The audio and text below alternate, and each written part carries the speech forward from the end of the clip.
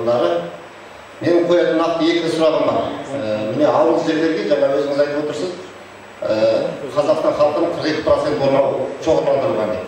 Соның жаңа шындығында 60-70% жұмыссыздық қазір ауыл жерлерде.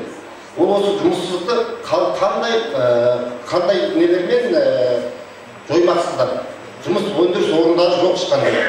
Не бір производство жоқ. Сонда қалай алдындағы 5-7 айда жүре бермек бұрынғыдай? Бірінші сұрағым осы.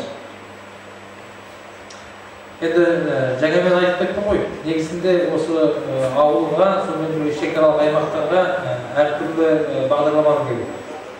Менің өзімнің жеке ойым бұл. Мысалы үшін мына Зайсан көлінің бойында бұрын үлкен жаңағы су жүйесі болған. Ол қазір жоқ. Сол су жүйесінде осы Тарбағатай ауданының бүкіл совхоздардың барлығы жұмыс істейді.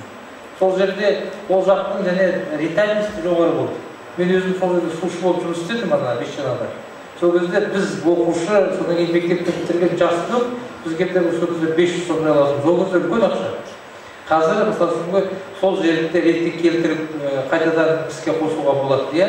Өйткені ол жерде іске қосатын болсақ, онда ол жерде экологияға да ешқандай зиян болмайды. Өйткені су келеді де қайтадан өзінің арнасымен көлге қайтадан кетіп қалады.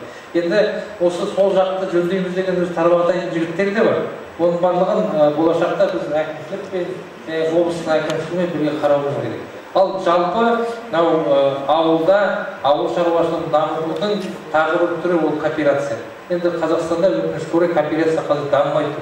Осы кооперация дамыту ол ауылдағы жұмыссыздықты жоюдың тағы бір бағыты. Ол жөнінде қазір ауыл шаруашылық министрлігі біраз жұмыс атқарып жатыр. Егер олар шешетін болса, онда парламентте бізге келеді, ол заңды қабылдаймыз. Негізінде сол кооперация, одан кейін осындай Тарбағатайда мысалы сондай бұрынғы қалыптасқан жаңағы ірі осындай шаруашылықтарды қайтадан халыққа келтірген дұрыс. Енді содан кейін тағы бір мәселе, ол шекаралық аймақтардың әлеуеті. Ол мысалы әлі Қазақстанда жоқ, бірақ менің ойымша шекара аймақтар жөніндегі бір заң қабылдану керек. Сол жерде халықты жұмыс істеуге стимул жасау, сонымен бірге осы жақта жаңағы бизнесті дөңгелету, немесе шаруа қожалықтарын ашуға белгілі көмектеу жөнінде бүкіл жаңағы жүйенің барлығы сол жерде жасалу керек. Ал енді екінші сұрағым, мына ауыл іші жолдар жайлы айтқым келеді. Мысалы біздің Қарасу ауылында былтыр декабрь айында жол жөндеу жұмыстары басталды. Қыс түскенде қар жауған кезде. Үстінен сары топырақ төгілді, құм араласқан. Енді 70-80% топырақ, қалғаны құм. Ал енді осы мәселе бойынша телевидениеге шығып кішкене шу болып кетті, жұмыс тоқтатылды, көктемде жалғасын табат берді. Аудан атқамінерлер отыр өздері. Бірақ осы бір апта бұрын ба, 2 апта бұрын аудан әкімінің өзінің приемында болған кезде Қарасуда ешқандай қаражат биыл қарастырылмайды, ақша жоқ бюджетте дейді. Сонда былтыр қарастырылған мына тендер ойнатылды, 37 миллион 160 мың теңге. Бұл қаражат сонда қайда кетті? Нақты. Не себепті салынбайды? Онда салынбайтын болса сары топырақты ауылдың ішіне неге төкті? Ол ауылдың ішін шаңын көтереді. Қанша халық шаңның ортасында балалар жазғы күні батпақты ешіп баратын болады мектепте. Осы бойынша қандай жағдай бар? Ол жөнінде мен өткенде түсіндіріп айтып бердім. Біріншіден, біз келесі жылдың жұмысын 1 жыл бұрын жоспарлауға мүмкіндігіміз бар. Заңмен ол ешқандай шектеу қойылған жоқ. Конкурс өтті, келісімге отырылды. Жаңағы мердігердің өзінің ұсынысы бойынша біз келісім бердік. Ауылдың ішінде қысқы жұмыстар деген болады, жол жөндеу жұмыстарында. Қысқы жұмыстардың түрлері болады. Қазір мына неде жұмыстар жүріп жатуға тиісті болған. Зайсан мен Қалбатауының ортасында да өкінішке орай компаниялар тоқтап тұр ғой. Жол жөндеу жұмыстарында қысқы виды зимних работ деген болады. Соны істей беруге компанияға біз келісім бергенбіз.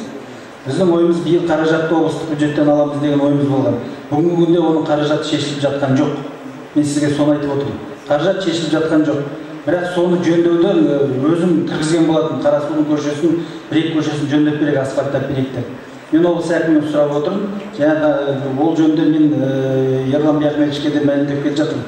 Қалайда Құмкөлдің, Қарасудың енді қазір мойнында алып қойған. Ақсуаттың сосын Ақжарың көшелерінің қаражатын мен бәрібір де осы биыл алуға тырысамын. Қаражат болған жағдайда ол жұмыс жалғасын табады. Нақты қай уақытта? Соны айтып беріңіз. Тағы да ішінде күзде болмай ма бұл жұмыстар? Дау айналдырмасақ сен. Оны істейміз деп отырмыз. Ақша келген уақытта ол жұмыс өзінен өзі ары жүріп кетеді. Қаражатты шешу ол менің айналысатын шаруам.